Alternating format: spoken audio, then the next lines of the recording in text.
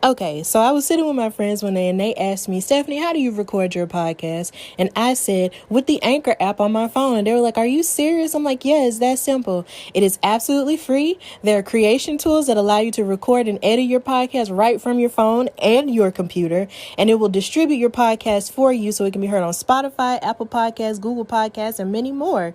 You can also make money from the podcast with no minimum listenership. And it's got everything you need to make a podcast in one place. They even have classes and stuff that you can listen to that will give you all kinds of good tips on what you need to do in order to make the best podcast. So if you want to do this, download the free Anchor app or go to anchor.fm to get started. That's anchor.fm or download the free Anchor app to get started.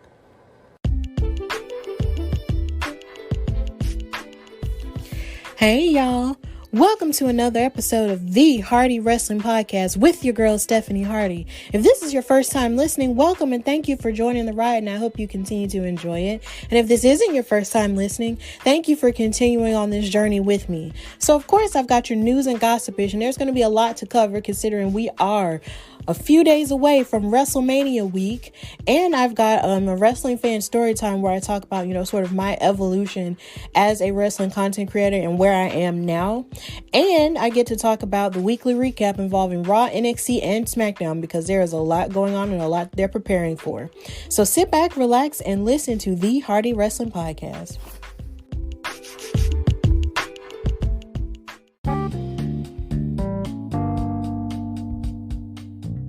All right, so in our news and gossip, there's a lot going on simply because WrestleMania is coming up next week.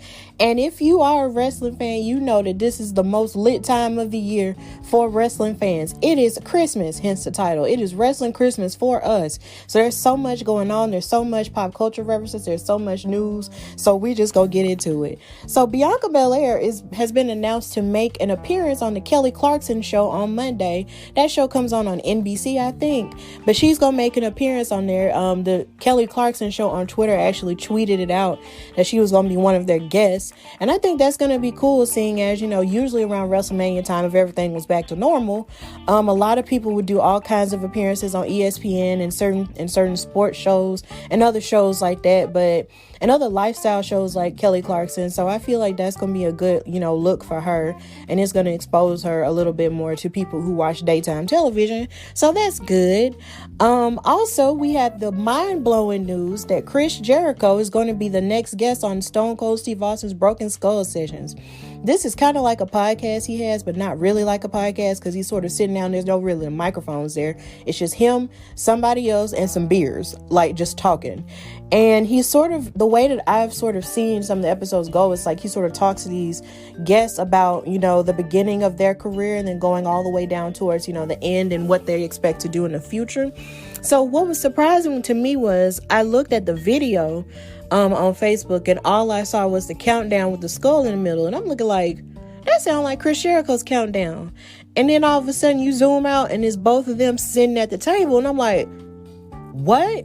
And the reason why this is surprising is because Chris Jericho is on AEW now. Like, he has since left WWE, and he's a part of this faction called I believe the Inner Circle. And he's been, he hasn't really been on WWE programming in a couple of years now. So it was kind of surprising to me that, a WWE property like the Stone Cold Broken Skull Session show would actually reach out and want him on the show. Moreover, the fact that Vince McMahon would actually be okay with it. But he was, and now it's happening. So this is actually going to take place after WrestleMania Night 2. So, of course, that's going to be on Peacock. And I think that's going to be very interesting. So, yeah, like there's Chris Jericho and Stone Cold Steve Austin having a conversation. Chris Jericho is one of the best wrestlers. He's definitely considered GOAT territory right about now. So I'm just really interested in seeing how this conversation is going to go. So I think it's going to be cool. Also in the news, we have the news that Charlie Arnold, aka Charlie Caruso, is going to be joining ESPN full-time as a part of a multi-year contract extension. So if you may or may not know, Charlie Caruso basically used to be a backstage interviewer on Monday Night Raw and sometimes on SmackDown too. But here lately, a lot of rumors have been running rampant because she hadn't been on television lately. And they were just like, oh, well, she has heat with people and, she was late to interviews and stuff like that. But really, she had been going back and forth between WWE and ESPN for about 2 years now. And it was really cool to see someone that from the wrestling world, go over to ESPN, because normally, like me, I really don't watch ESPN like that on the regular. But when I do watch it, it's nice to see somebody But ESPN's press room released a statement saying that she was going to continue to contribute to First Take, which is the show involving Stephen A. Smith and Max Kellerman, where they fuss back and forth at each other. Sports Center, Sports Nation, and she's going to co-host the weekly podcast called First Take, Her Take, which is sort of centered on her and two other women talking about sports from their perspective. So they released a statement saying that she's going to be joining ESPN on a full-time basis beginning in early April. And that she launched the weekly ESPN podcast, First Take, Her Take, alongside Kimberly A. Martin and Shanae Ogwumike. I'm sorry if I totally messed that last name up. She will continue to have a significant role across many of the network's other signature brands as well. So it's wonderful that she's able to do this, from doing radio and podcasting to television and streaming, and she just thrives with everything that she does. It's absolutely wonderful that she's done these things, but it saddens me that this basically means that Charlie's leaving us, in terms of the wrestling world. And I'm just like, Charlie, don't leave me. But, sometimes you just got to go where the money resides. And if the money resides at ESPN, then go where it is. So we have a congratulations to her. And she talked about in an interview what her favorite part of working in WWE was, and she really loved participating in the storyline between her, Zelina Vega, and Angel Garza, because Angel Garza was basically like this flirtatious dude who would bring roses to beautiful women, and he and Charlie had a backstage flirtation that was kind of reminiscent of Lillian Garcia and The Rock a long time ago, and I thought that was one of the coolest things, ever. And I'm just like, it was kind of like a will they, won't they situation, and in my mind, I was just like, when are they going to become a thing on television? But they never really did. They only had that one flirtation, and then Angel Garza proceeded to flirt with other women, and I was like, God dang it. But whatever. I mean, I still thought it was one of my favorite things that she ever did, and I thought it was really cute. So congratulations to Charlie Arnold, and I wish her nothing but the best going forward, and we'll definitely miss her. So also in the news, we have a situation arise in which a child was in danger and they needed CPR, but John Cena had a CPR lesson that might have saved this child. So in Hazleton, Pennsylvania, it was reported by Amanda Eustace of WNEP, who spoke to an 8-year-old who used a technique that he saw by John Cena on an episode of The Substitute, which is a Nickelodeon UK show that they have on YouTube, to help his sister as she was choking. He basically said, "We were driving to my haircut and I noticed she was starting to choke from a chicken nugget from McDonald's," Jackson Dempsey said. "I told my dad to pull over. Then I was starting to pat her back and it got out." And on the show, The Substitute, Cena basically demonstrated how to perform CPR and other first aid techniques. And Matt Dempsey, the dad, told Eustace that he wasn't sure whether Lelia would have made it if Jackson had not been in the car and acted quickly. So I think this is actually a good story here, because you never know and when you're creating something and you're putting lessons in it, whether it be on purpose or whether it be by accident, you never know who's listening. And in the case of this child was watching this show, and because he saw his sister, in a dire situation, because he saw John Cena doing CPR, he was able to learn that and save his little sister from, a very dangerous situation, from choking on food.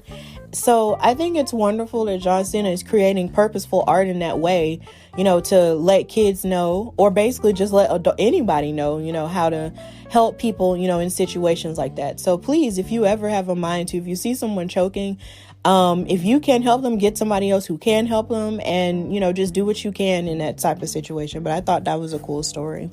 Also in the news, we had Carmella talking about how she feels there should be more women involved in WrestleMania. So on this past episode of The Bump on Wednesday, she was basically talking to the host of The Bump, that's Kayla Braxton and 3 others. And she was basically saying that she feels like there weren't enough women who are participating in this year's WrestleMania. Now, mind you, this might change within the next few days, but at the time, it was only scheduled for Asuka and Rhea to fight for the Raw Women's Championship and Sasha and Bianca to fight in their historic match for the SmackDown Women's Championship. But at that point, no other matches had been booked. And she said, and she basically mentioned how she was looking for a sommelier, and she said she was thinking either Billie Kay for it, because they kind of were, you know, in each other's faces. But then she also said that if she was going to fight in a match at Mania, she would want to fight against Bayley, because they used to be best friends in NXT. And she was also giving props to Billie Kay by saying, you know, there isn't anything that she can't do, and that she makes everybody laugh, and she used to be a tag champion. She's really talented. And she was really frustrated by saying, you know, as of right now, there are only 2 women's matches announced, and I want there to be another women's match. And I think there should be more women on the show because the women are where it's at and we are taking over. She also mentioned that she was very happy for Asuka and Rhea and Bianca and Sasha, but there should be more women involved because we've worked very hard and we didn't just come this far to only come this far, which is a word. Even if it's not myself, I'd love to be involved in WrestleMania, but I want to see more women on the show. Now, she said this, and she has a point, because usually at WrestleMania, you'll have, you know, both of the main titles in the singles women's division, and you'd have the women's tag titles, and then you might even throw in the women's battle royal that they used to have, but they haven't announced the battle royal. But then again, there's levels of keeping people safe that they also have to worry about as well, because COVID is still very much a real thing. And with the tag team champions, in terms of Nia and Shayna, there really wasn't, you know, a set plan for what they were going to do at WrestleMania until, of course, this past episode of SmackDown, where all of the tag teams started going after each other and proving their point to say, you know, they all wanted to fight for those titles, which made more sense to me. So Carmella was right in her assessment, but hopefully this will lead to them, you know, fixing it, you know, between now and next weekend. So that was a good assessment on her part, and I appreciate her. Then we have in the news that the Andre the Giant Memorial Battle Royal is going to be moved to SmackDown before Mania as well, and at first it didn't necessarily make sense to me when it came to that Battle Royal, because I was just like, why aren't they having it, you know, in one of the nights for WrestleMania? But they've sort of taken this coming SmackDown next Friday and build it as WrestleMania SmackDown, because they have that match, and then they also have I believe basically like a fatal 4-way for the SmackDown Tag Team Championships, involving, of course, Dolph Ziggler and Bobby Roode, the Street Profits, Rey and Dominic Mysterio, and Otis and Chad Gable. And I think that's really cool, you know, because I was wondering how they were going to make that make sense, but they made it make sense last night. A lot of cool stuff happened on SmackDown last night, and I'll talk more about that later. But it was really cool that they did that. So yeah, and then there was a lot of confusion from people online saying, how come they moved the Battle Royal from WrestleMania to blah, blah, blah, blah. But now they've made it make more sense, because SmackDown is on Fridays now, and WrestleMania is going to be that Saturday and that Sunday. They're just making it a 3-night thing. So, hey, I'm here for it. I'm going to watch it anyway. Let's go. Then we have more tea on Andrade. So if you may or may not know, Andrade left WWE. He was granted his release a couple weeks ago after WWE Fastlane. And he's been sort of making all kinds of plans or whatever for his career after. And he's really excited about that. But he's also done some interviews on different platforms. And I believe one of them is Lucha Libre Online. And he was talking about how Triple H had even tried to get him back on television by offering him a spot in NXT. And he was quoted as saying, "He then told me how about a run on NXT. I told him that I wanted an opportunity on SmackDown or Raw. I didn't want to be someone who stayed in the back complaining, but complaining among the wrestlers. I don't want to complain to the wrestlers, but talk to the office and say I want an opportunity. I don't want to be 4 or 5 years doing nothing and just receiving a check. I was asked for maybe a year in NXT and then return to the main roster to see how things change." Now, it sounded like he wasn't necessarily that thrilled with going back to NXT, but usually whenever superstars who were on the main roster but didn't necessarily have that great of a go of it go back to NXT, it's usually for the best and for the better of their careers, because Finn Balor definitely turned his stuff around and he became a 2-time NXT champion now, and now he's about to face Karrion Kross at TakeOver, Stand and Deliver this week. And then you have Ember Moon, who dealt with a lot of injuries and didn't necessarily make a good go of it on the main roster either, not of any fault of her own, of course. And now she's back in NXT, and she's a NXT Women's Tag Champ with Shotzi Blackheart. And even with Tyler Breeze and Fandango, they were the fashion police. And even though that was working for a minute during the SmackDown Live era, they went back to NXT and found some success as well. So I feel like ultimately, if Andrade had gone back to NXT, that would have worked out maybe in his favor, simply because of the fact that you have so many dream matches that he probably would have been in. Like him and Santos Escobar would have been amazing. Amazing to me. And then maybe he could have feuded for the NXT title yet again, or for the NXT North American title. There was so much he could have done if he had chosen to go back to NXT, but he wanted to stay on the main roster and they weren't giving him any chances there, so he was ready to go.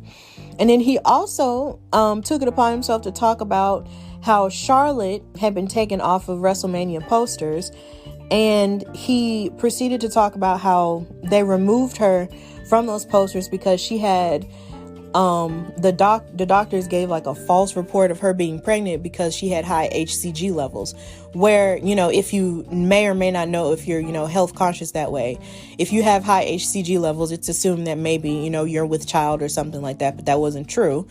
And, she also had COVID as well, and we wish her the best in her recovery with that. But they took her off of the WrestleMania posters, and all of that. And a lot of people thought that there was something wrong involving him, that maybe she was leaving, or maybe she had heat backstage because of the situation with Andrade, which seems like it's the furthest from the truth. And then he also mentioned how other female wrestlers in WWE are jealous of her, because they feel like she gets a lot of opportunities. And he also mentioned something about a lot of the female wrestlers, not being able to wrestle for 20 minutes. And I really feel like that was a little bit shady to say, because of course I can't say whether or not the girls are or are not jealous, because I'm not them and I'm not there. But at the same time, I would hope that they may not be jealous. But if they are, then I could kind of see why. Because Charlotte Flair, it's like her name brings star power to the whole thing. And she's been a 12-time champion, and it's very easy for her to get, opportunities for stuff like that and for television and stuff. And you have other women who sort of struggle to have that time on television as well for whatever reason. And, it's just kind of sad that he would pick that time to sort of mention that when that doesn't necessarily have to do with him, but, it's just weird. But I guess he's just, being honest about it. But then Charlotte Flair had released a statement via her team saying that what Andrade said about the pregnancy, was true. So she's not pregnant, but a significant amount of context is lost in translation. And then, it was just a lot of stuff going on. But I'm really hoping that all of that stuff will move out of the way.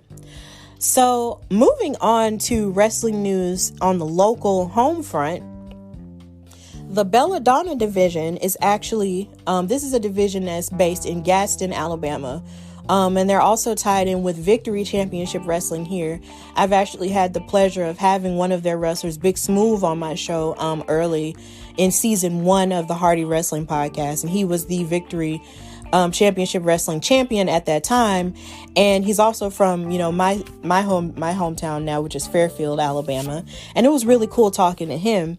So their Belladonna division, which was started by Casey, she is having their very first I guess you could say a pay-per-view event called Genesis, and it's taking place on Saturday, May the 15th at the Gadsden Mall here in Alabama, and it's an all-women's promotion. And on top of that, along with their event, they're having a masterclass by the one and only decorated champion Jazz, who I've covered in terms of Women's History Month.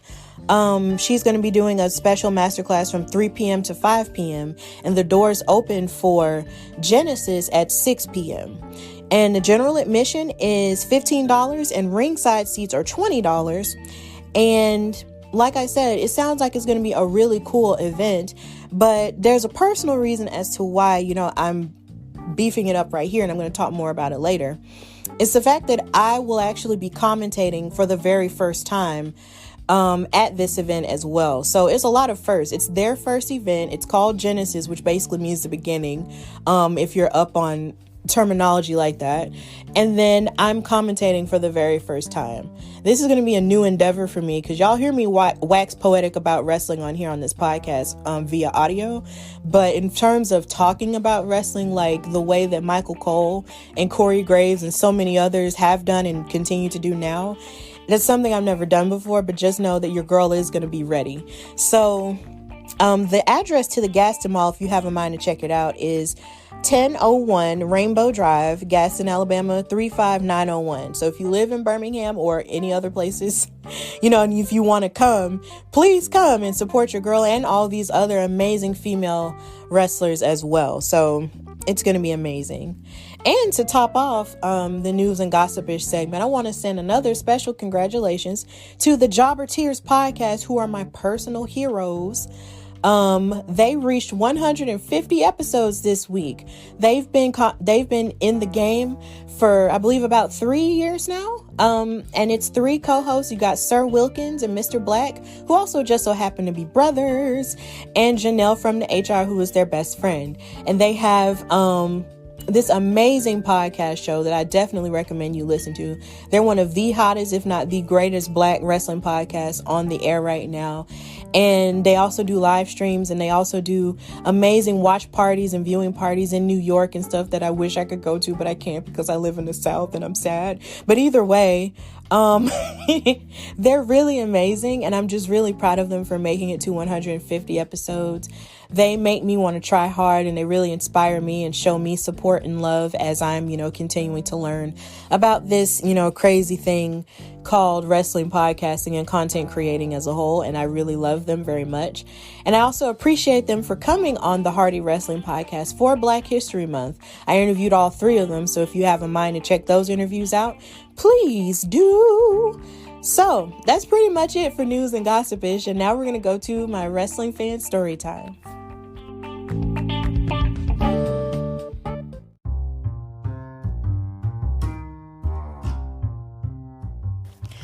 All right, so in this wrestling fan story time, I want to talk about what it means to be in this current space right now as a wrestling content creator. I've made mention before of the fact that when I started this podcast, I started this last year, and I've been doing this for a year and almost 2 months now. And it's just been an amazing experience. And in doing the podcast, it's I've been able to learn more about myself and more about my voice that I never thought would actually, be a thing for me. As much as I love to talk to people, and as much as I love, as much as I am an extrovert, I never thought that anybody would truly want to listen to my voice on this type of platform, because I just never thought about it. It's I would always listen to everybody else talk and everybody else stuff, but I never thought that I would be able to do anything like this. And furthermore, that anybody would want to listen to me. There was a lot of deep stuff that kind of tied into that a little bit. But I remember when I was a kid, there would be a couple of times where I would overhear some of the adults in my life say things, or I would mention stuff or just say it out loud, because as a child, you really don't know that much better in terms of what you should and should not say. But around the time, I would talk about stuff or say things that people or the adults in my life would deem inappropriate for me to say, they would say stuff like, oh, well, you talk too much. Like, that was something that I heard quite a lot in my life. Like, oh, you talk too much. No, you need to stop. And, you don't need to speak on this and da da da da da. And for a while, I didn't necessarily, let it bother me, because as a child, I thought this was sort of like them saying to me like, oh, well, you shouldn't say thus and such and all this other stuff. And me being the child and them being the adult, I would always think that, okay, well, maybe I did say something wrong. And even now, to a point, I'll speak out about some things or say certain things that I might feel about a certain situation, and people will react a certain way or just act like what I said was just the worst thing on the planet. And I could not mean anything mean by it, but somehow or another, they'll, act up and be like, well, why'd you da da da da? And it's just like, and sometimes I be thinking like, maybe I should just not speak on certain things, or just not speak at all at certain points. Because sometimes I just feel like, if I just hold stuff in, maybe I won't hurt people, or maybe I won't, wreck nobody and all this other stuff, or I won't, make it seem like I'm a bad person if I speak on a certain thing. But I'm learning now through podcasting that my voice does have value, and that, I shouldn't hold myself back from speaking on certain things. And I'm learning that in life too. And with this podcast, I've been able to talk to so many people about this one thing I love, which is wrestling. And it's just like, this thing was given to me by my dad, and wrestling was given to him by my grandma. Like, it was like, if you had told me like years ago as a child that I was going to ever like get in front of people and really talk about wrestling, on this type of platform, I'd look at you like you crazy. Because my first dream was to be a Nitro girl. My second dream was to be a singer. And it's just, and even now, like when I have my Bachelor of Arts degree, like I got that in 2016. I got that in music with a vocal emphasis. So it's just like, I didn't think that this was ever going to be a thing, but it's just that whenever I was struggling with the whole music thing after I graduated, there was a point where me and my best friend Cinnamon, shout out to her, were having a discussion about what I could do to possibly get out in front and do stuff or whatever. And she even jokingly mentioned me being a wrestler. And I'm just like, I can't be a wrestler because I don't like pain. I hate pain. Like, I absolutely detest pain. And I admire everyone, who does it. But I just know for me, I just don't think I could do it, because I just do not like pain at all. And she was just saying, look, I'm just trying, to get you out there somehow. And I didn't think, I was on one track of my life, and I didn't think that there was ever a place for me in that sort of track.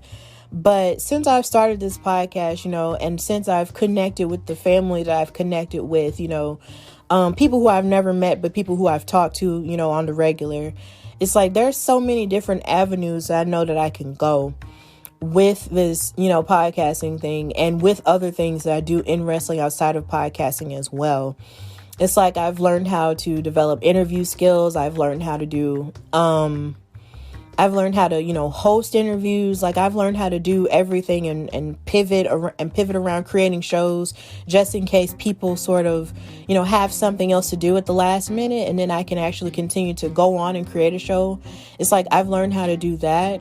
And now I'm in a place where I'm actually, being brave about putting myself out there for other opportunities outside of podcasting. Like, this week alone, like, I had an interview with Emily May Heller, who is a co-host of Women's Wrestling Talk.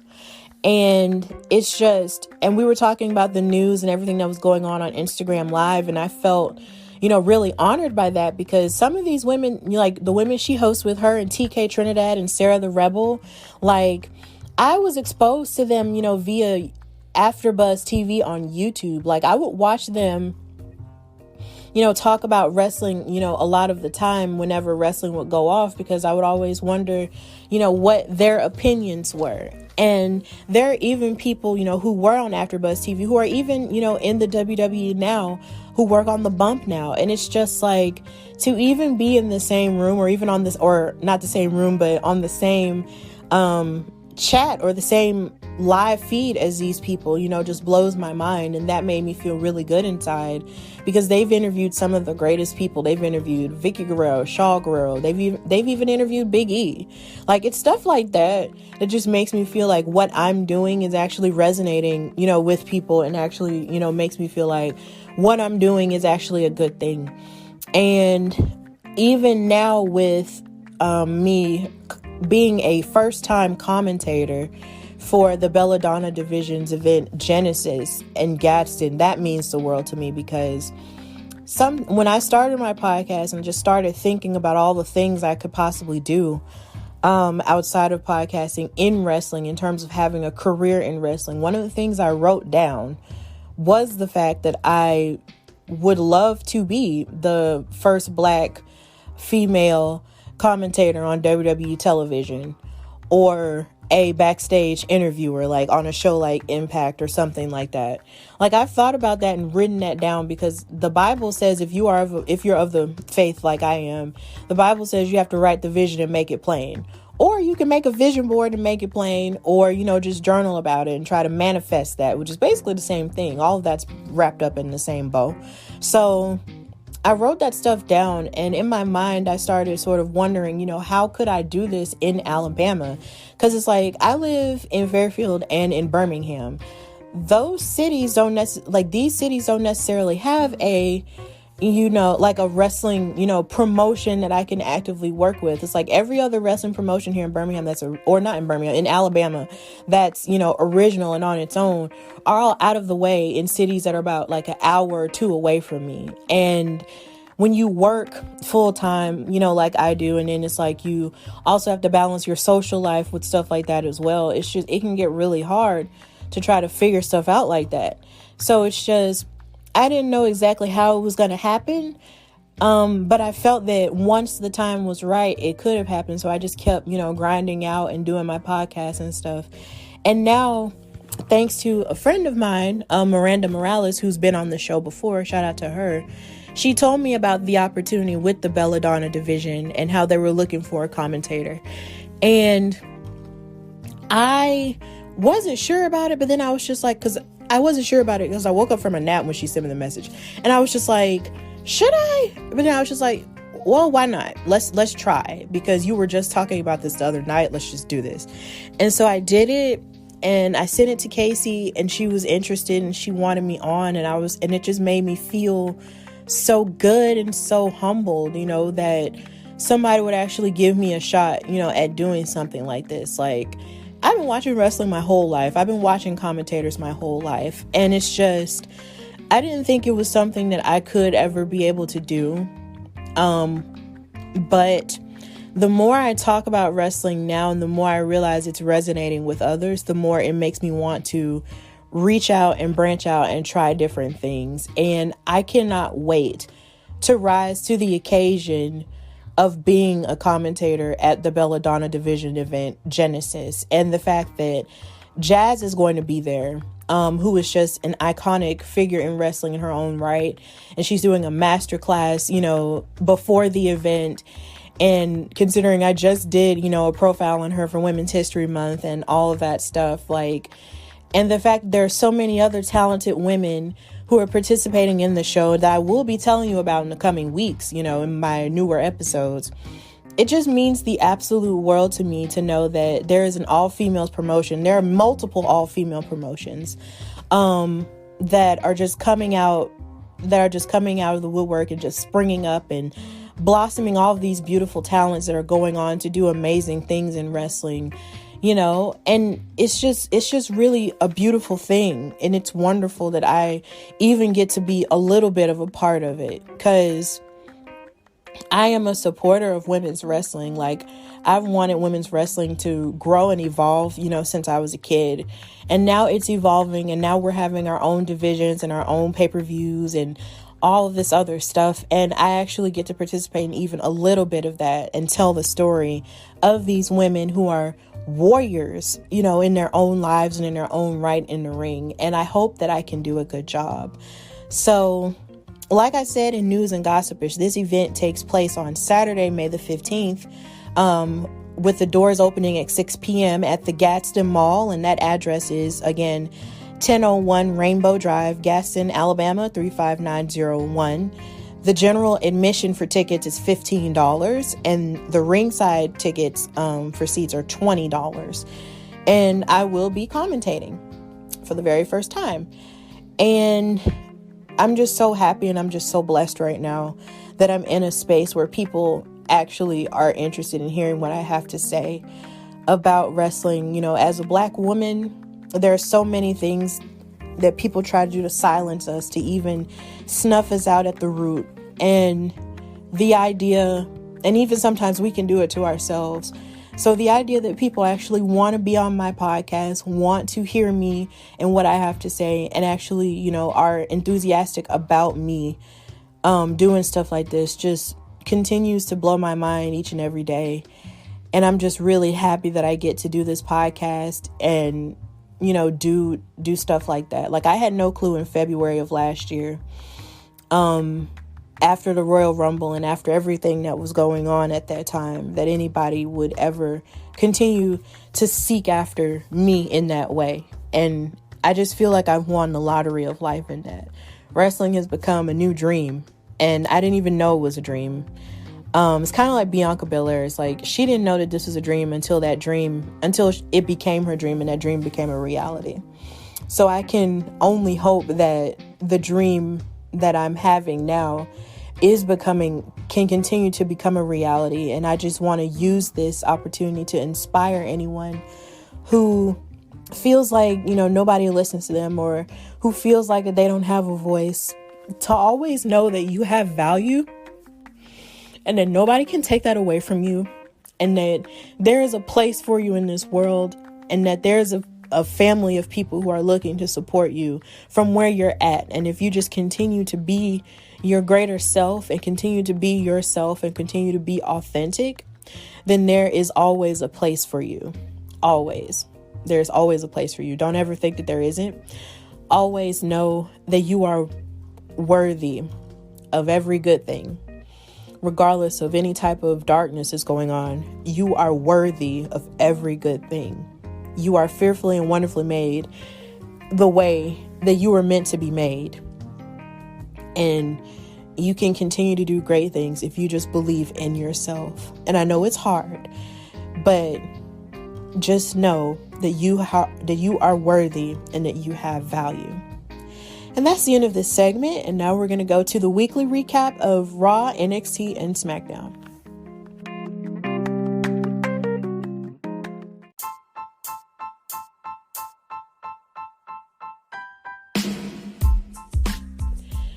All right, so now we're going to do our weekly recap, and we're going to start, of course, with Monday Night Raw.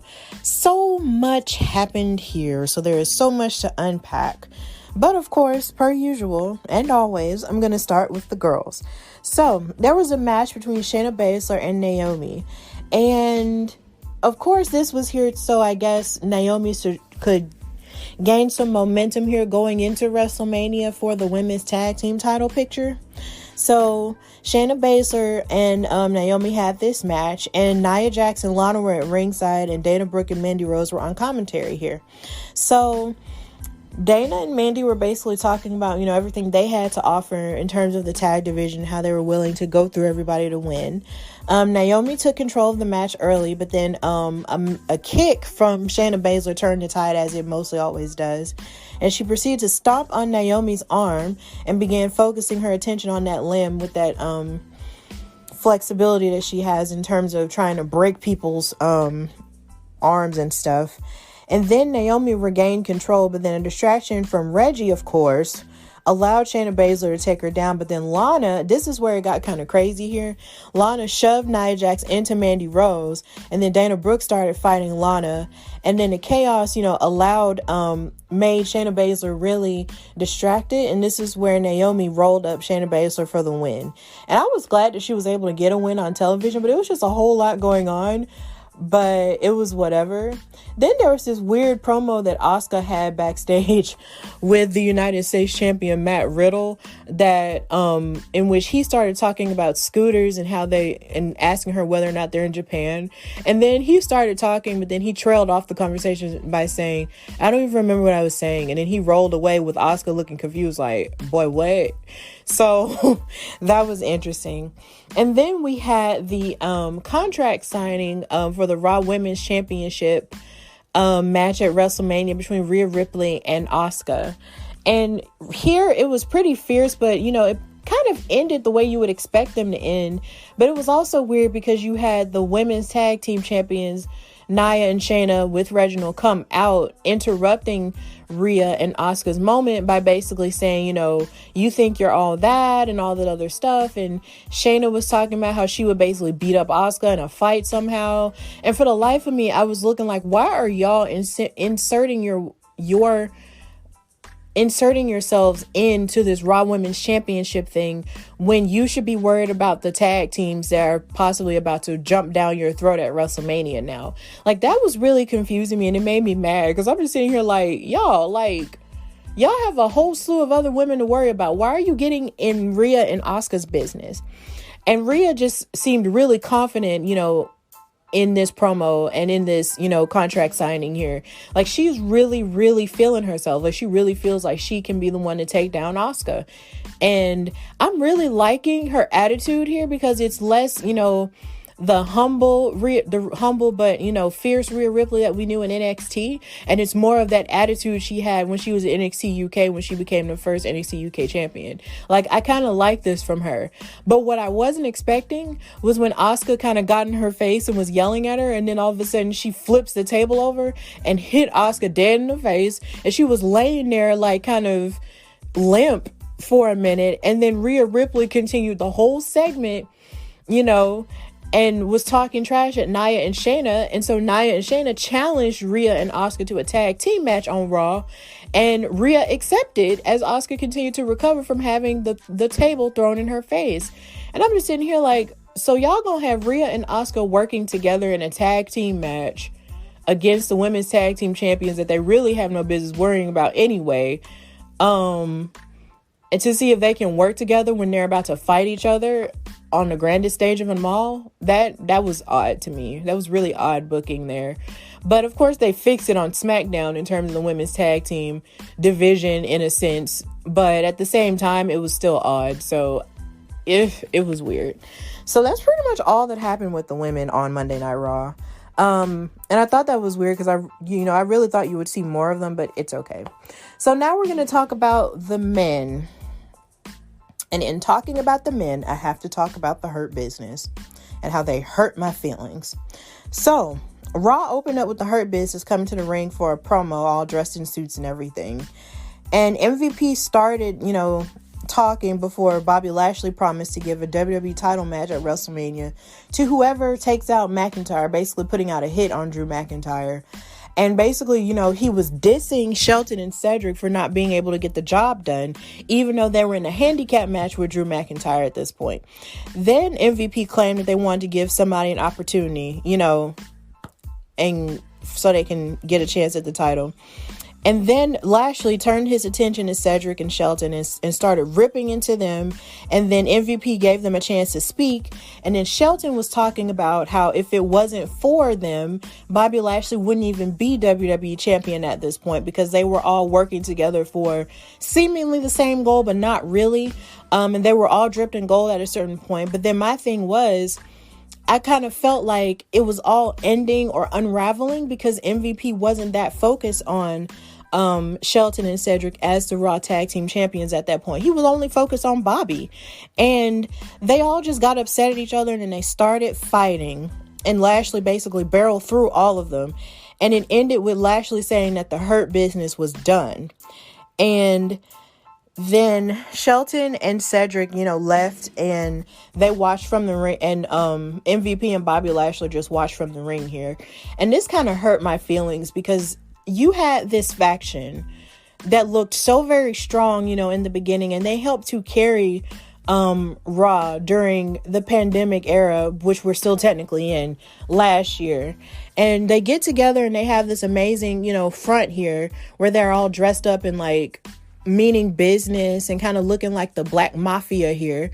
And then and right before WrestleMania even happens, you take the Raw tag team titles off them and put them on a New Day, but there's no shade to the New Day because I love them very much. And you break up the Hurt Business as opposed to having them look like a strong united front and being there for Bobby Lashley as a support system as he goes on to fight Drew McIntyre. Like, I didn't like that at all. Like, it really hurt my feelings to see them break up like that. And then it also hurt my feelings even more because Big E tweeted out the tweet that retweeted the tweet that WWE put out and quote tweeted it by showing a gif of crabs in a barrel. And if you are, and I'm pretty sure a lot of people know what that means, but if you are of the African American community, you know that when it's crabs in a barrel, it basically gives off the impression that if you are a Black person and you're seeing another Black person succeed, you're pulling them down, and you're not allowing them to succeed because you're not succeeding. But that's not always the case, of course. And then we do, support each other. But in their case, in the case of the Hurt Business, you had Bobby Lashley, fighting to get his championship opportunity, which is something he's been sort of lobbying for ever since he returned to the WWE. But, he gained this new family with MVP, who was an advocate for him, in the sense of him being an OG that's more experienced now. And then you have Shelton and Cedric, who weren't exactly doing all that much. Like, you had Shelton do the random pop-ins here and there with just random segments there to give off the impression that they were using him, but not using him as much. And then you had Cedric, who's been taken off of 205 Live, who was a former cruiserweight champion, and he wasn't doing anything either, but yet he's so very talented. And now you're left to wonder what else is going to happen with Cedric after he faces Bobby Lashley on next Monday. Is he and Shelton just going to go back to just doing nothing now?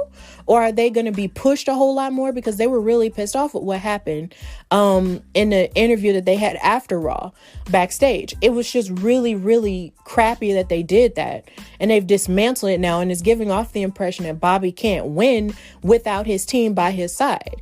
And yeah, he has MVP, but there's only so much involvement that MVP has in that situation. And Bobby is now using people to try to dismantle Drew McIntyre, and Drew McIntyre is proceeding to dismantle them to make him look strong.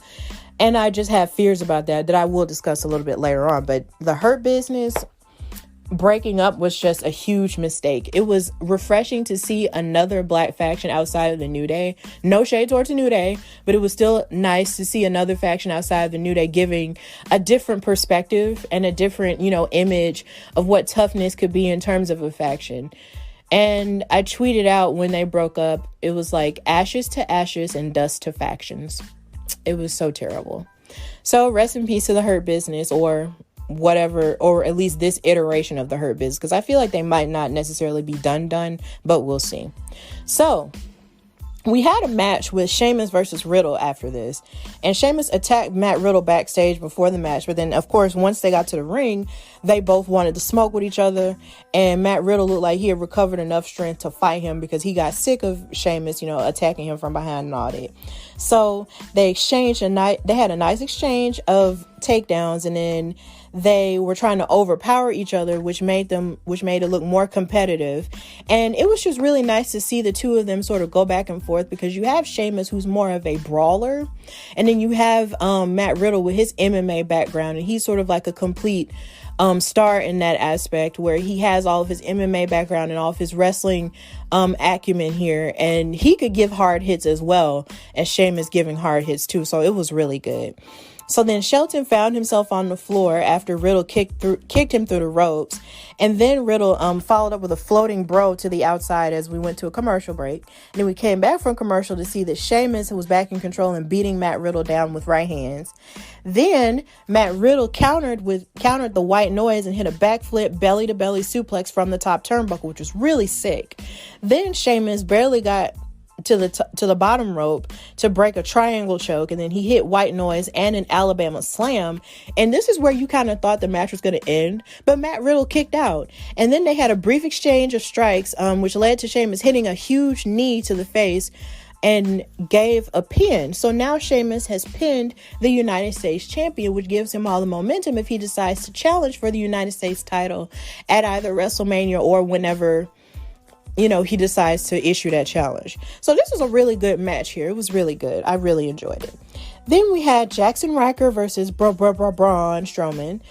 And I just feel so sad every time I get to this point where it's Shane McMahon and Elias and Jackson and Braun Strowman, because I just feel so less interested in it. I just feel so bad about it, but I'm just going to talk about it anyway. Shane McMahon, Elias, and Jackson Ryker came out after the commercial break to reveal some information about Braun Strowman, even though it was clearly fake. Like, they showed a doctored report card from Braun Strowman in the 5th grade that basically said he made all D's, and saying that, he, just wasn't a good student all around, and how his teachers had so much trouble with him and everything.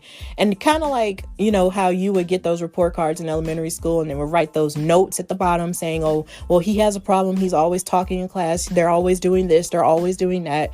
This isn't satisfactory, whatever. That's basically what the report card said, but you knew it was fake. But then, weirdly enough, they had a picture of Braun Strowman dressed in like this WrestleMania 15 sweater, and I was just like, this sweater is kind of cute.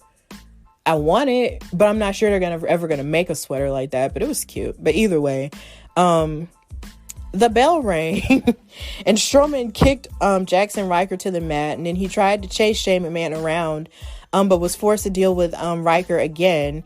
And then he beat the former Forgotten Son down before Elias and Shane McMahon distracted him long enough for Ryker to take him out with a chop block. And I believe this is also where they had the train noises going again too while he was running around the ring. And I'm pretty sure that there are children elsewhere who really enjoy it, but it's just really random to me. Like, they're just sort of pushing the whole train thing. And it's like, there's already a train in his theme song. Like, why you got to do that every time he runs around the ring too? Like, I feel like it's a bit much, but nobody asked me. Then Braun Strowman conjured up, some momentum before he ran down Jackson Ryker and hit the power slam for the win. And then Elias and Shane McMahon teamed up on him and proceeded to gang up on him during the match. But then Braun Strowman eventually overpowered them, and then Shane McMahon ran away. And then Strowman basically upped the ante in their WrestleMania match and made it a steel cage match, and said that he wouldn't be able to run away from those hands. So I am a little bit more interested in this match now that there's a steel cage component here, because you can't really beat Shane McMahon, selling his butt off in a cage, and you can't beat Braun Strowman in a cage throwing him around like a rag doll for calling him stupid. So I'm okay with this, but I really wish they had sort of made it like I don't know. I'm just kind of glad that they've added that stipulation, because it makes it more interesting than it was. So then after that, you had The Miz and John Morrison doing their dirt sheet show, and they proceeded to introduce their new music video for Hey Hey Hop Hop. And John Morrison had on this outfit that looked very, I guess you could say it was very hip hop, because he had like orange and everything. And then he basically made a reference to Mean Girls by saying that the reason why his hair is so big is because it's full of secrets. And I popped so hard for that, because I was just like, I love it when people on WWE and in other forms of wrestling make Mean Girl references, because that's just one of my favorite teen movies of all time. Like, sometimes I still watch teen movies, and I really love it whenever they make Mean Girl references. So John Morrison is the Gretchen Wieners of WWE now. Whatever. If you get it, you get it.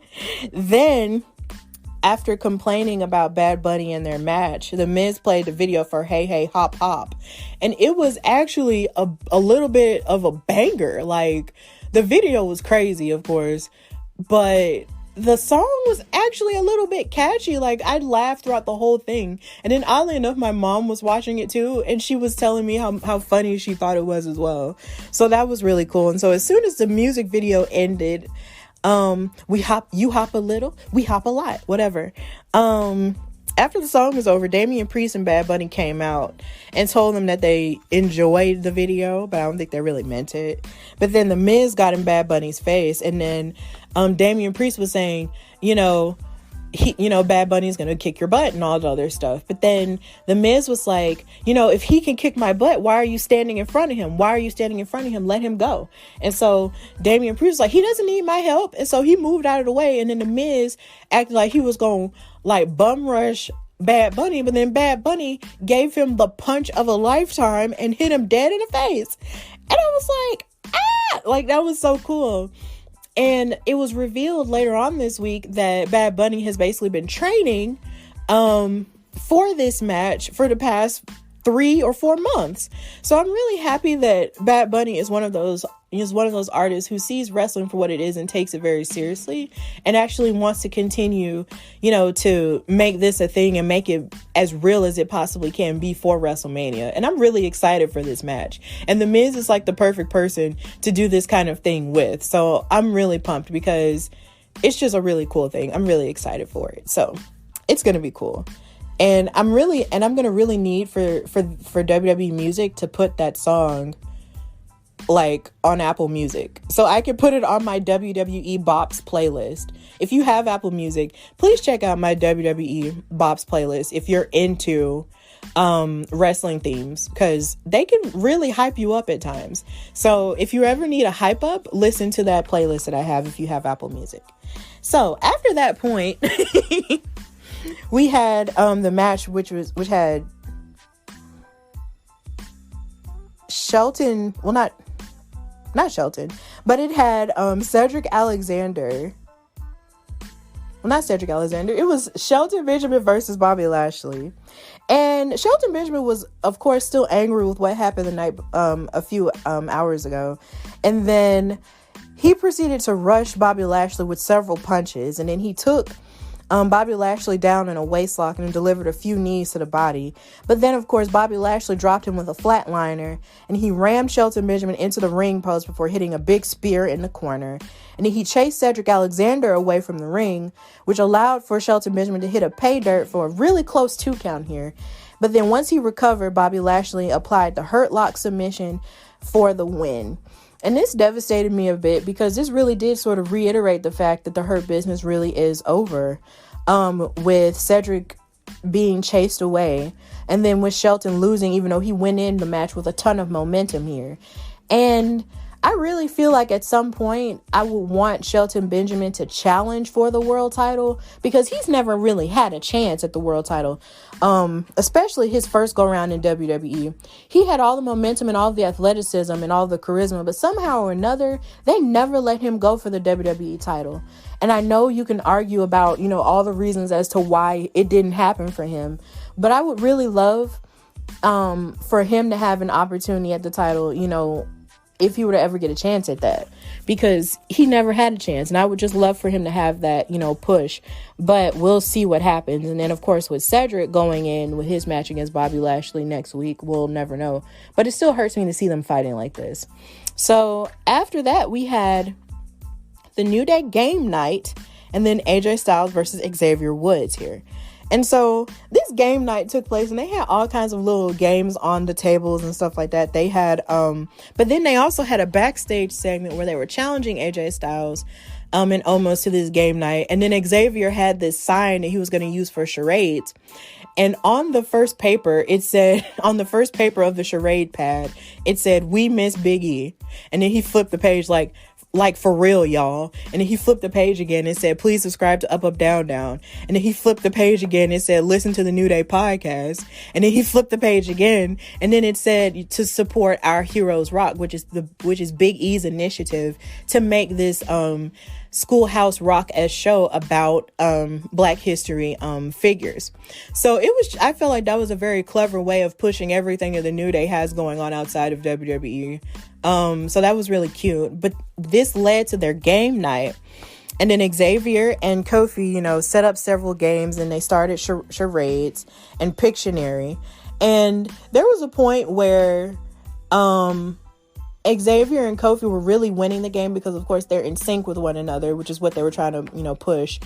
But then AJ was trying to draw a picture with charades or whatever. And, well, not charades, but with Pictionary. And it just didn't work. Almost just was not in the mood to play games here. And almost told them to stop. And he said all they have to do is win at WrestleMania to prove that they are the better team. So almost is really focused on giving a great impression at WrestleMania in terms of his wrestling ability. And he's not interested in playing all these games. So the match kicked off after the commercial break. And they didn't get a chance to play Jenga, which disappointed me because I love Jenga. But either way, the match kicked off, and then Woods tried to apply a wrist lock to AJ Styles, but then AJ pushed him away and hit a drop kick to score the first takedown. And then they traded chest chops as Xavier started to build some momentum here, and then almost prevented him from diving over the top rope. But then when AJ tried to sneak up on him, Xavier knocked him out of the ring again and hit the dive anyway. And this was a pretty solid match here. Xavier definitely held his own against AJ. And then we returned from commercial break to see AJ hit a fireman's carry neck breaker for a near fall, which I thought was really cool looking. And then Xavier responded with a tornado DDT for another 2 count. But then almost ended up causing a DQ when he attacked Woods and Kofi Kingston. And then he tossed Kofi Kingston over the barricade and crushed Xavier Woods in a corner while AJ Styles was directing traffic here. So AJ and Omos are proving that they're a good team when it comes to their action and not necessarily when it comes to their chemistry. Whereas Xavier and Kofi have all the chemistry in the world because they're 11-time or 12-time tag team champions. And that's just kind of what they're pushing here. But I'm kind of excited to see what Omos is going to do because we have yet to see him wrestle. We've seen him be a bodyguard, and we've seen him be sort of the X factor in terms of AJ Styles and doing his bidding, but we've never seen him as an actual competitor. So I'm really excited for him that he's going to have this moment here. And he's going to have it in front of people too. But people, please stay safe. So then we had Ricochet. Well, this was the main event here. We had Ricochet and Drew McIntyre. This match happened because freaking Drew McIntyre was looking for a fight. Like, he was really looking for whoever was going to take him out or challenge him, for his opportunity at WrestleMania for the WWE Championship. And I actually predicted last week that I would love for Ricochet to actually step up to this challenge and actually have more of an attitude with it or whatever. But this didn't necessarily happen, but he had a good showing up against Drew McIntyre here. So MVP was working in Samoa Joe's place in commentary, and MVP approached Ricochet before the bout, but then Ricochet didn't seem interested in anything he had to say, which kind of made me sad. But Ricochet, once the match started, Ricochet tried to get an early advantage with his speed, but then there was a backdrop given by Drew McIntyre to put him down. Then Drew threw him across the ring with a belly-to-belly suplex, which I feel like Drew gives some of the best of those ever. And then Ricochet countered with a second by landing on his feet. And I thought this was really cool because there was a point where Drew McIntyre was trying to hit him outside, but then he dodged it by actually jumping and landing and standing on the barricade like it was easy. And I'm just like, he's just Spider-Man. It was just so cool. Then Drew McIntyre was in a perfect position for the 630, but then he rolled out of the way and hit a Claymore for the quick win. And I was just like, dang it, Ricochet. Then Mustafa Ali tried to attack McIntyre from behind, but he was countered really easily. But then Mustafa had all this attitude. He was looking to prove himself. But weirdly enough, something that they haven't mentioned on Raw is the fact that Retribution left him at Fastlane. And we haven't seen any of the members of Retribution since then. And I think that's a problem. That's a whole problem. This whole group left him. This is a group that tore up Raw and SmackDown during the first part of the pandemic era. And we're not seeing them having any follow-up on their lives outside of Retribution. What are y'all doing? either way, so McIntyre basically dared him to fight him in the ring, and then we came back for a commercial break to see the match taking place, and Mustafa was in control and focusing on the leg of Drew McIntyre to cut him down, which was a really smart move because Drew McIntyre is big and Mustafa is a cruiserweight, so that was really smart. But then Drew hit a snap suplex out of nowhere to regain the upper hand, and then he hit another Claymore kick for another win. And then he called out Bobby Lashley to come and finish him off himself. And then Bobby Lashley came out, much to the chagrin of MVP, because he was like, you need to save your energy for WrestleMania and all that other stuff. But Bobby Lashley wasn't hearing it because he's a hothead. And then they went to commercial break again, and they came back and they had their confrontation, and they were talking trash to each other. Drew McIntyre was calling him the B word, and then they started brawling, but then King Corbin came out and attacked McIntyre, which is a surprise to me because King Corbin is on SmackDown and they have this whole brand split thing, but I guess people are just ignoring that for the sake of what needs to be done. And and then he allowed Lashley to put him in the Hurt Lock again, and then the show ended with Lashley standing over Drew McIntyre as his opponent. So I don't know if this means that King Corbin could very well be a part of the Hurt Business, even though he said on Twitter that he won't. I don't know if this means that there are going to be different iterations of the Hurt Business, like they're going to be different members, like maybe a 4 horseman deal. I don't know, but it kind of sucks. I feel like ultimately this Raw just showed us that the Hurt Business was one of the best parts of Monday Night Raw, and now they don't have them, and this is going to be weird. So that's the end of the recap of Raw, and now we're going to talk about NXT.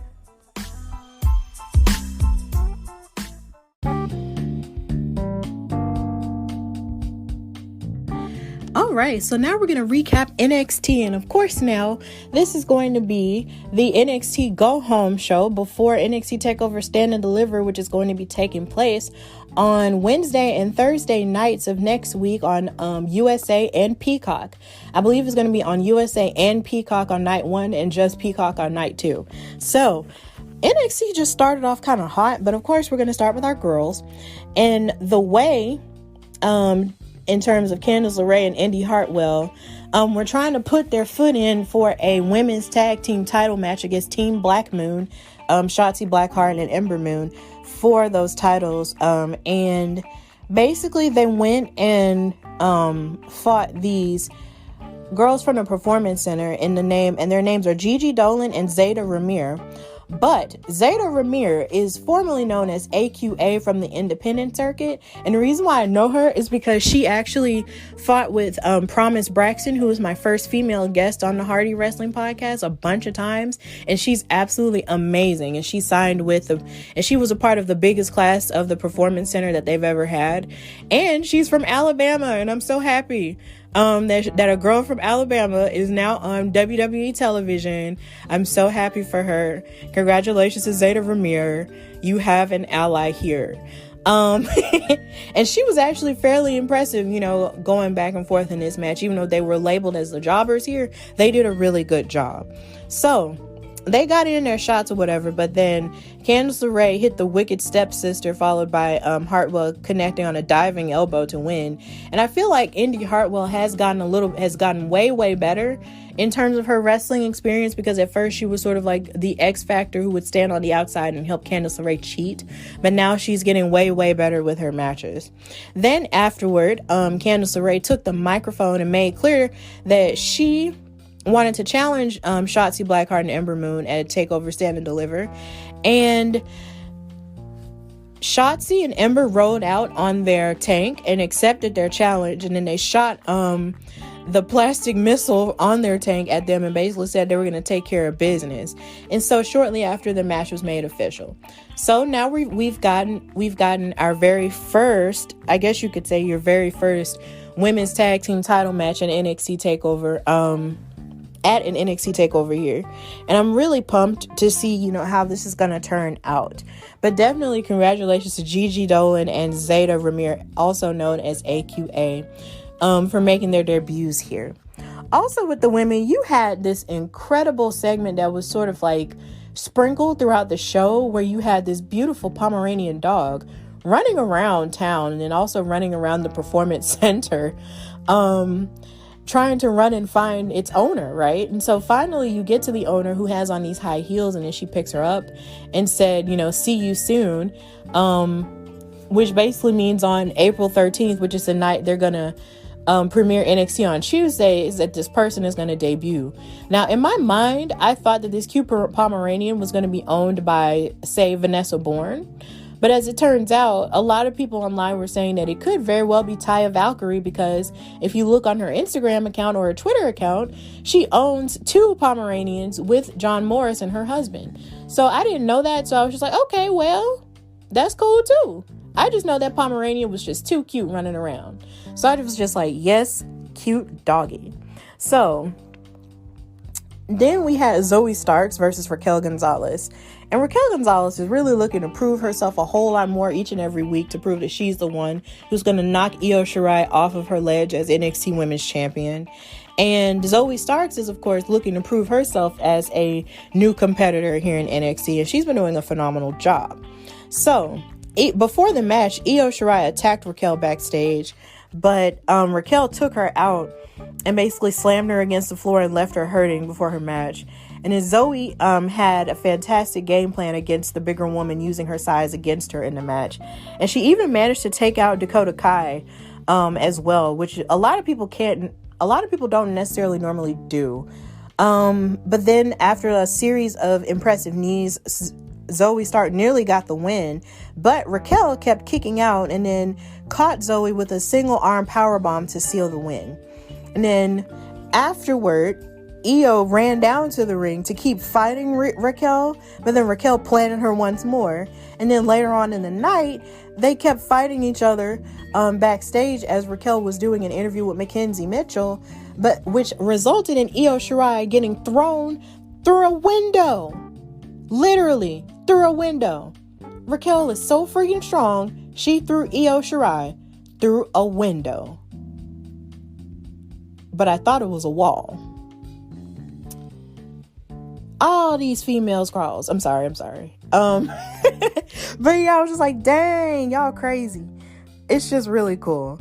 So also with the women, we had Casey Catanzaro and Kaden Carter, Team Casey Squared, versus Tian Shaw, and that's Xia Li and her leader. And it was just, wow, it was just really creepy here. So during the match, it's like Team Casey Squared seemed really confident, but the air changed as soon as Tian Shaw arrived, and Xia Li walked to the ring, by herself. So she really didn't have a partner here. It's like it was technically a tag match, but it wound up low-key kind of giving off the impression that it could be a handicap, but it was weird. But Xia Li was holding her own, but Casey and Kaden were still, trying their level best to win the match. Kaden Carter no longer wanted to wait for the mysterious woman who leads Tian Shaw, who sits in the chair all the time.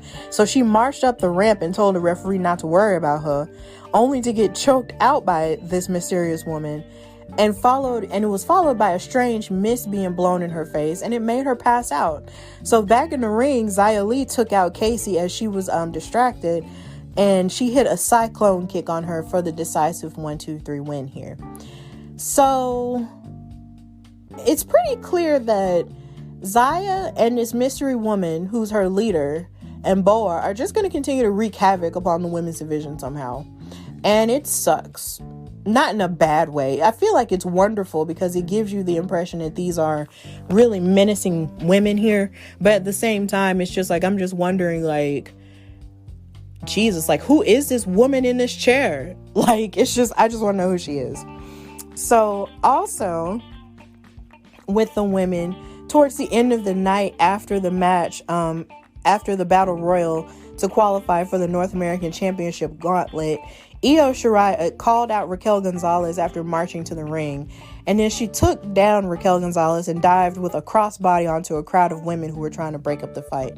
And a lot of these women were women you had seen and hadn't seen before. So it was kind of cool that happened. It's like Io and Raquel just want to murder each other. And it's great. Also, shout out to Raquel for having on her Selena gear on the 26th anniversary of Selena, the singer's passing. That was cool. So that's really all that went on with the women. their women's division is always on fire, and you can always count on them to bring the business. So you could have an all-female NXT and not be happy. But NXT started with Cameron Grimes and his match versus Roderick Strong. And this happened because Cameron Grimes caught Roderick Strong backstage and tried to buy him off with some things and try to give him money advice, and Roderick just wasn't in the mood for it, and he smacked the crap out of him. So then Cameron Grimes came out and put up a logo before the match that was mocking the Undisputed Era, and it said Grimes the System, and I was just like, you're stupid. And then Roderick proceeded to attack him, early. However, Cameron showed off his crafty side by outmaneuvering Strong a whole lot of times, and then he pulled out an Undisputed Era armband at the key moment of the match, which distracted Roderick. And then he couldn't take his eyes off of it, and then Cameron Grimes took advantage with the cave-in for the victory. And this made me sad because I'm just like, Roderick Strong is just trying to find his way in all of this, because him and Bobby Fish are casualties of the war going on between Adam Cole and Kyle O'Reilly. Like, they really don't have anything to do with it, but they suffer from it because the Undisputed Era, had all four of them in the group, and now it's over, and now Roderick Strong is forced to find his way on his own now. So, it's just really tough for him, I imagine. So after that, NXT aired a vignette, for Karrion Kross as he explained his strategy going into his match with Finn Balor for the NXT Championship. And he was going to play he said he was going to play to all of his strengths and brutalize Finn Balor and keep his emotions under control. But Finn Balor answered with a promise that Karrion would choke against his enduring constitution. So then they showed another vignette shown for Walter, the longest reigning NXT UK champion, who talked down to Tommaso Ciampa for his lack of commitment to wrestling, even poking fun at his injuries, and it was just so sad. And then later, Tommaso promised to show that he is only better now than he once was before, and that he was going to rip the NXT UK championship away from Walter.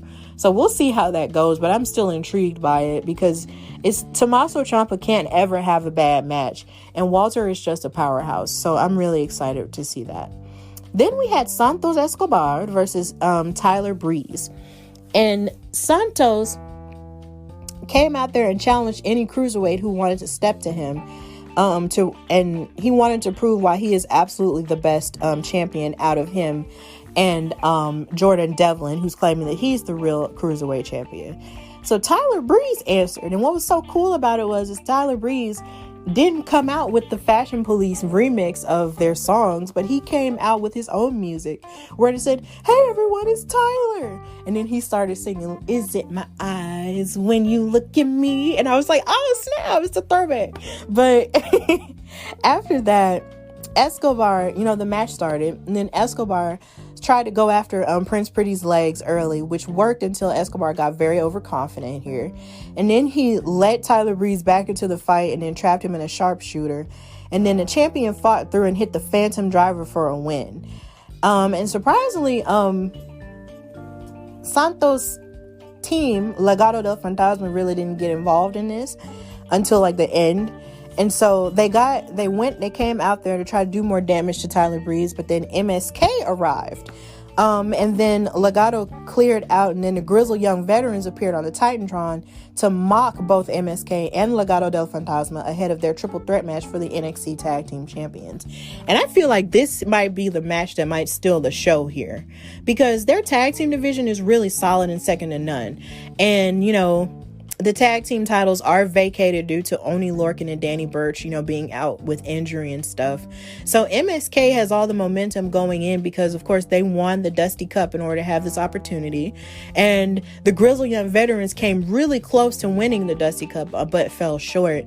And then you have Legado del Fantasma looking for tag team gold to try to, even out the whole all dripped in gold thing. But who's to say that Santos Escobar is going to win his match against Jordan Devlin at TakeOver? So hey, there's always winning here in NXT. The fans always win, so it's going to be cool. Then they had a prime target preview for Adam Cole and Kyle O'Reilly, and this reminded me of why I really feel like WWE should somehow or another be up for more production awards than they ever are up for. It makes no sense. Like, I feel like they should be nominated for Primetime Emmys or something like that for their vignettes and sometimes for the acting jobs that their wrestlers do. It makes no sense to me why they wouldn't give these people any awards, because the way that this Prime Target preview went with all the drama and all the history that they gave for Adam Cole and Kyle O'Reilly, it was just absolutely massive. It also lets me know that Adam Cole and Kyle O'Reilly really don't age. Like, they really don't. And it was just really cool. So, they just talked, back and forth about all the big moments in their story and how, Adam Cole was offended at how Kyle wanted Finn Balor to join the Undisputed Era and all these, and basically talking about, how they're basically going to murder each other in their unsanctioned match. And it was just really good. I definitely recommend you go back and find it on YouTube and watch it. It was one of WWE's best promos here in like forever. And then Pete Dunne interrupted an interview with Kushida, and he made it clear that he felt like he was better than Kushida, but then he said that he was going to let his actions speak for himself during the main event. So this was really good. And so this led to the Battle Royal to qualify for the North American Championship Gauntlet. And before the match, Isaiah Swerve Scott was making his entrance with his bad attitude. But then Leon Ruff attacked him from behind because he got so sick of Isaiah Swerve Scott playing him for weak just because he was, a former North American champion on a so-called fluke, and because he's sort of like a smiley, happy Leon. You're not going to do that to Leon. Don't sleep on him. But then Roderick Strong did not show up for the match, due to his frustration spilling over in the opener. And then Malcolm Bivens, was out there, and he was helping, and he helped Tyler Russ eliminate Jake Atlas, which disappointed me because I just always love watching Jake Atlas. But then Russ was quickly eliminated out of the match. Then Austin Theory nearly survived elimination, and because he landed on his back, but he had his feet up. But then he somehow had the boneheaded idea to do a kip up on both of his feet, which eliminated him. And he was fussing backstage and making it seem like Aja didn't know what she was talking about. But really, his boneheaded self just didn't know the rules of a battle royal. When both feet hit the floor and you go over the top, you're out. So it's whatever. So after that point, Kushida and Pete Dunne got into it and fought over the top rope, and they eliminated themselves. And this established the final six that are going to compete in the gauntlet at TakeOver. Bronson Reed threw out Leon Ruff, and then Swerve set them up as the starting two men. And then the three men left, they eliminated the colossal Bronson Reed. And then Cameron Grimes tried to buy off LA Knight and Dexter Lumis, but then they took him out for it. And then LA Knight slipped through the second rope outside and then tripped Lumis off the apron in order to win the Battle Royal and earn the final spot in the North American Championship Gauntlet. And at the end of this, as he was celebrating, this was where Io Shirai came out and called out Raquel. So basically your qualifiers now are LA Knight, Leon Ruff, Isaiah Swerve Scott, Bronson Reed, Cameron Grimes, and Dexter Lumis. And my favorite to win this whole thing, even though I would love to see Leon Ruff win it again, and I would also love to see Isaiah Swerve Scott win it because he has yet to win a championship yet. And so Bronson Reed has not won one either. I would prefer if Dexter Lumis did because he had an opportunity for it, but then he got injured. So I would love to see what type of run he would do with the championship, and also considering it would be intriguing as a character because you'd have a champion who doesn't talk. So that would be really fun. But LA Knight is there, and he's new, and he's looking to sort of, implant his flag on the NXT mountain. So there's that. And also shout out to Mr. Black for laughing at how I called LA Knight and for laughing at how I called out that LA Knight's name really does sound like the basketball team Bow Wow played for in Like Mike, and then he looked it up and realized that was actually the truth. Shout out to Mr. Black for Drop of Tears for doing that, because it's true. Every time I hear LA Knight, I think about Bow Wow and Morris Chestnut. Like, I just can't help but think about that. And I also can't help but think about the fact that I really did think the LA Knights were a real team But in actuality, LA has the Lakers, who I love, and the LA Clippers. So yeah, there we go. So that was all that happened on NXT, and now we're going to recap SmackDown.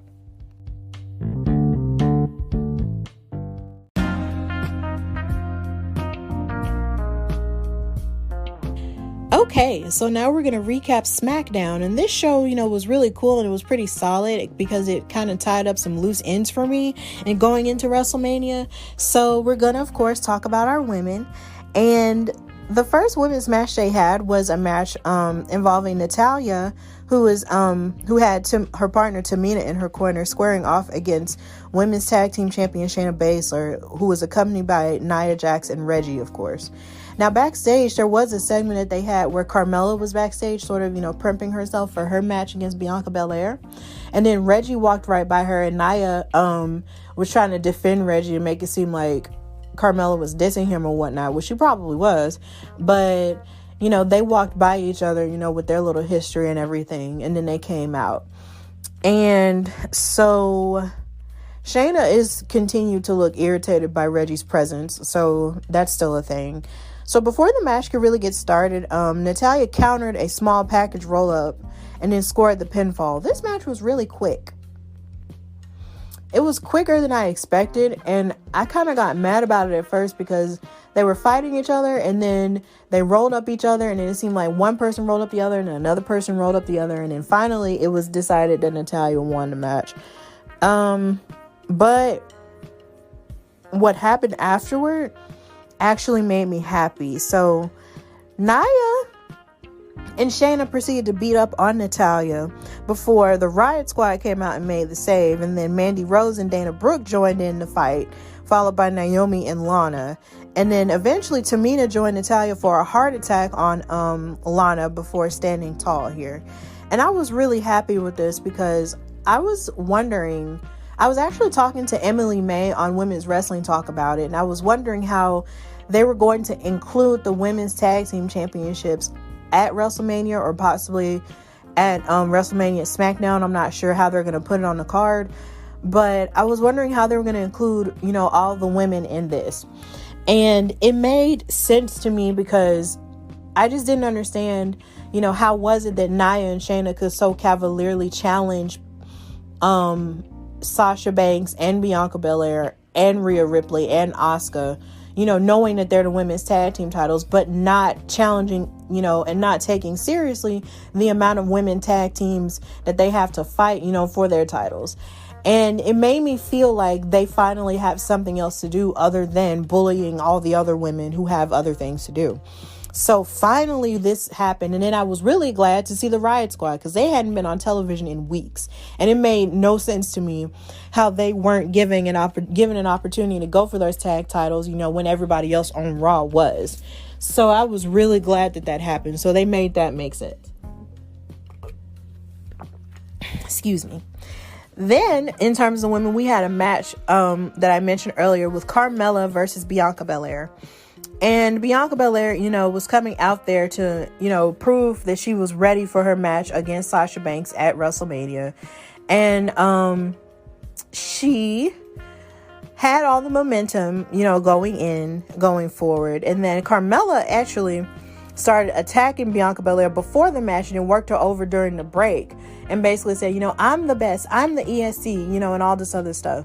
And then Bianca Belair fought her way through, back into the match following the commercial and then put her away with the KOD. And I thought this was a weird kind of strong showing for Carmella, seeing as we hadn't really seen her on television in a while. And she had a little segment with Billie Kay, who gave her resume. So maybe Billie Kay is going to be her new sommelier. I don't know, but I think that would be cool. And then after the match, as Bianca was celebrating her win with her really cool outfit that kind of had her shirt design on the front of it and everything, Banks was attempting another sneak attack, but then Bianca showed her that she learned from her mistake, last week, and she stopped her and she said, WrestleMania, not tonight. And Sasha Banks looked amazing in her jumpsuit that she had on. Like, she looked super cute. And Bianca, stood tall to end the segment while Banks, was holding her title high, and saying, I hold the power in the division. I'm the boss. You're not going to beat me. But Bianca was showing her that I'm not just some rookie that you're going to push around here either. Because last week they were talking about how Bianca might be overzealous, going up against a veteran like Sasha. But she showed yesterday that she had learned from her mistakes and learned that you just don't turn your back on somebody like that. So yeah. Also, she made funny posts about her eyelash that keeps coming out during her matches, so that was interesting. So that's pretty much all that happened with the women, but yet it was still very solid here, so I wasn't mad. I wasn't angry at it at all. So involving the men, SmackDown started with Edge discussing the chaos that has ensued over the last few weeks, before thanking Daniel Bryan for awakening the rated R superstar within him. And that's pretty much his persona, that does whatever he wants to do or does whatever he has to do in order to get the job done. So basically, essentially, Edge has kind of turned into heel-ish behavior without really being a heel, because who could really boo Edge at this point? Literally, like, he was injured and now he's back. So, whatever. And then he said that his WrestleMania opponents don't understand the ramifications of what they've done, and nor does Adam Pearce. And then he admitted to snapping, and he talked about how he's a Hall of Famer and how he's basically what they all aspire to be. And then he ended the promo and headed up the ramp. And this just sort of gave off the impression that no matter what Edge does, you cannot beat him with a microphone at all, because he's intense, he's passionate, and he's crazy looking. So you can't really, go wrong with him, saying all of that and doing all of that. And he was just talking about when he was on commentary during the street fight between Daniel Bryan and Jey Uso, how he's, really frustrated with the situation, because he really did want it to just be between him and Roman Reigns, because he was the one who won and outlasted all those men in the Royal Rumble match. But Daniel Bryan fandangled his way into it still, and now it's a triple threat. And he feels like Daniel Bryan should just, go to the back of the line or whatever. But it's like Daniel Bryan said, he might not have that many more opportunities to go after the Universal title like that. So this is where we're at. Then after that, we had an 8-man tag team match. So ahead of the special WrestleMania edition of SmackDown next week, SmackDown Part 1 technically, Dolph Ziggler and Robert Roode fought in an 8-man tag and basically teamed up with Chad Gable and Otis to fight the Street Profits and Rey and Dominic Mysterio. So it was a very energetic start to the match. They came back for commercial break with Angelo Dawkins, being a ball of fire and sort of knocking everyone over. And then Otis gave a clubbing clothesline, and it halted the momentum that Angelo was building up, and it allowed the heels to take control of the match. Then Dawkins, created separation and tagged in Montez Ford. And this is where my mom was doing my hair, and she was really impressed with Montez and how fast he was moving and how athletic he was. And it was just really cool, because mom doesn't watch wrestling at all. So to see the wrestlers impress her, it was just really cool. And then Montez exploded into the match and took the fight to the opposition, and then the action broke down. There was a point where Montez did a backflip over the top rope, and it was just really cool. And then the action broke down, and then the Mysterios started taking the fight to Ziggler and Bobby Roode. Then back in the ring, Chad Gable and Otis teamed up to put an end to Montez's onslaught, with Gable finishing him off. With Otis finishing him off with a flying splash from the middle rope.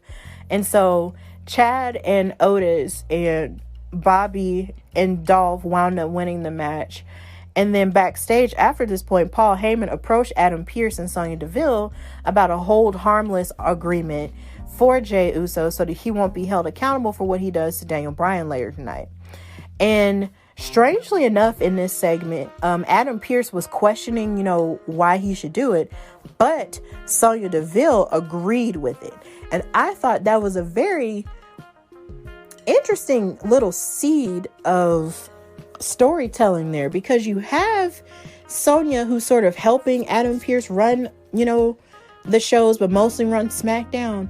And I'm wondering, with her appearing more and more, if she's about to take over SmackDown away from Adam Pearce and wrestle control for herself? And if so, then I will be really here for it, because I'm always here for female general managers or female officials or whatever.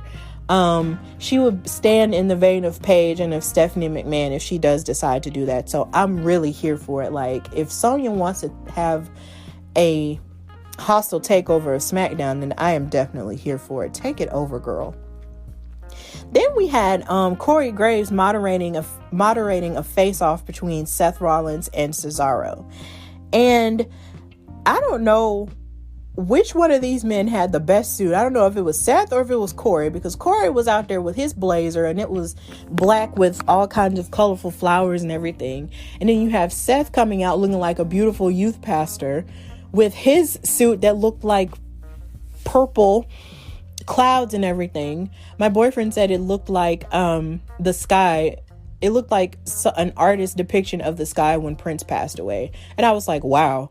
But it really was a beautiful suit, because I just love extra suits like that.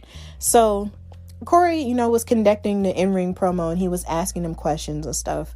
But Seth Rollins insisted that he was unshakable, and he was basically no selling the effects of the swing that Cesaro gave him backstage.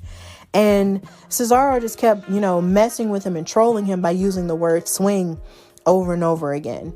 And Seth was basically also throwing shade at Cesaro by basically saying that he should be termed Mr. WrestleMania because of all the great moments he's had at WrestleMania, from beating Brock Lesnar twice and doing the cash-in at Money in the Bank, which involved him beating Brock Lesnar and Roman Reigns, and the moment he had with Kevin Owens last year when Kevin Owens basically smashed him by jumping off of the WrestleMania sign, and him beating Triple H too. So he was basically making it seem like Cesaro has no point in this WrestleMania match. But Cesaro just kept having swing jokes at him, and I thought that was funny. But at the same time, you would think that Cesaro would have a little bit more potent stuff to say. But he didn't. And Rollins threatened to end Cesaro before WrestleMania, which basically led to Cesaro daring him to take a swing.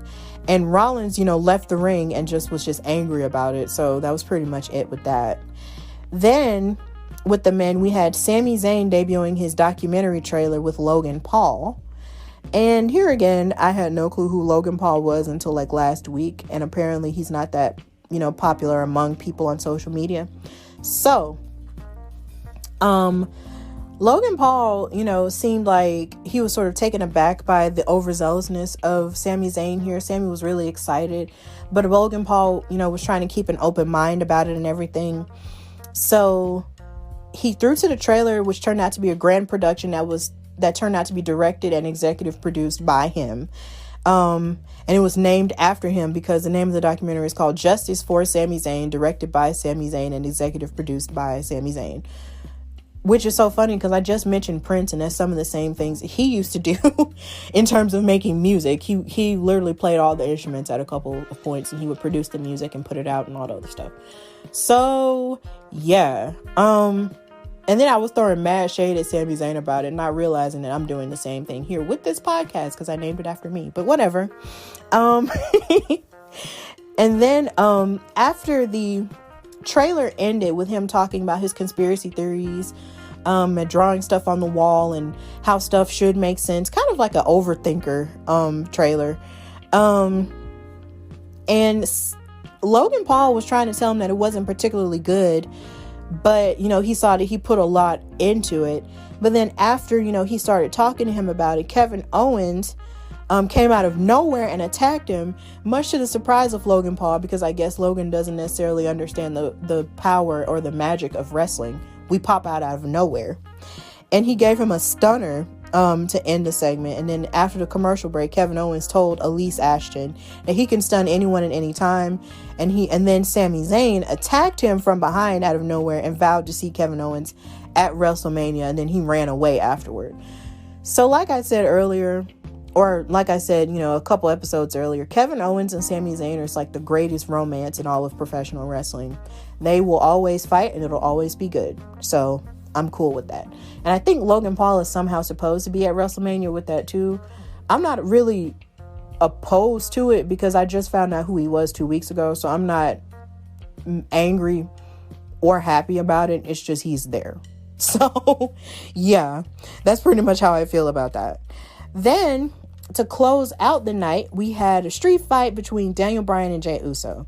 And it was relatively tame in comparison to most street fights. But before the street fight, Apollo Crews cut a promo and officially challenged Big E to a Nigerian drum match for the Intercontinental Championship. Now, it wasn't fully explained as to what this match is, but a lot of people on social media proceeded to show pictures of the scene from Black Panther when they were on Wakandan Falls. And T'Challa was getting ready to fight M'Baku for the throne. And I don't know if that's what's gonna happen, but I feel like it should still be good. Yeah, it should still be good. And I feel like anything involving African drums for me would just speak to my spirit. But, you know, it's the Africana for me, so it's gonna be good. So Edge was on commentary for this street fight, and he joined Michael Cole and Corey Graves. And Uso started by rocking Daniel Bryan with a steel chair shot as the latter attempted a tope suicida. But Daniel Bryan roared back with a chair shot of his own. But before he can do any more damage, Roman Reigns appeared at the top of the ramp with Paul Heyman as the show headed into the final commercial break of the night. Then back from the commercial break, Jimmy produced a steel chain and then delivered a clothesline with it, which seemed really sick here. Then he blasted Daniel Bryan with a shot to the face and delivered a frog splash for a 2 count as Heyman calmed Roman Reigns on the stage, because Roman was watching from the top of the ramp in a chair, of course, because he's a boss. Then Daniel fought back into the match, catching Jey Uso with a missile drop kick. And then he kicked the crap out of Uso as Edge took exception to Michael Cole calling Daniel Bryan the best high pressure competitor in WWE. And then Daniel Bryan caught Jey Uso with the yes lock and then tapped him out, which made me feel really sad for Jey Uso, because this only means that Roman Reigns is going to verbally and narcissistically abuse him backstage because he lost. So whatever.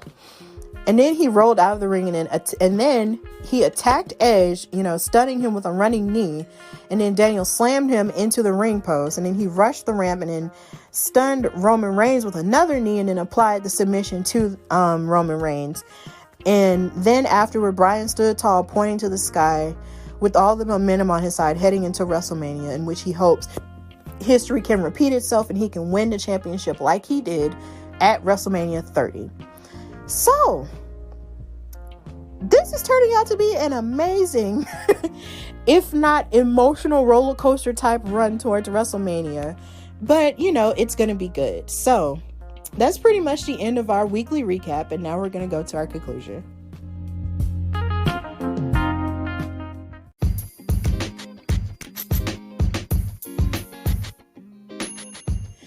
All right, so thank you for listening to this new episode of the Hardy Wrestling Podcast. Like I always say, if you want to listen to the show, please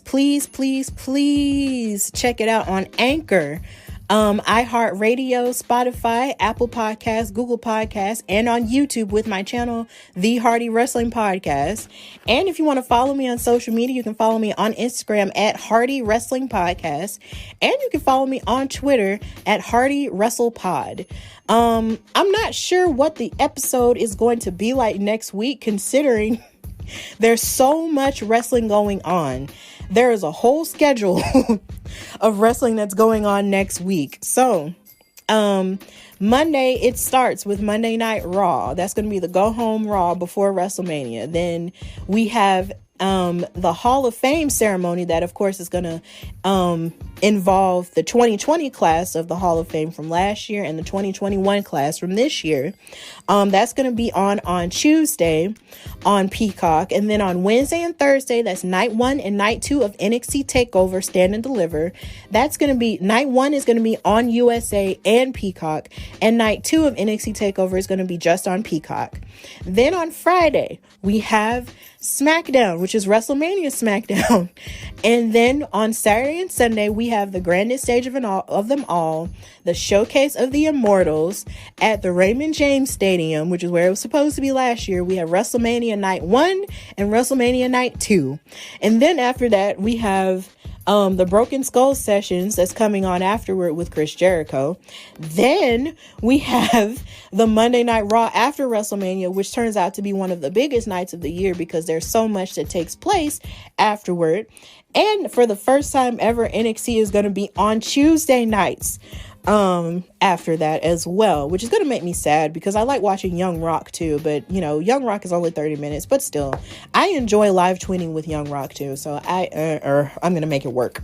So so we just have an action-packed, week, heading into everything.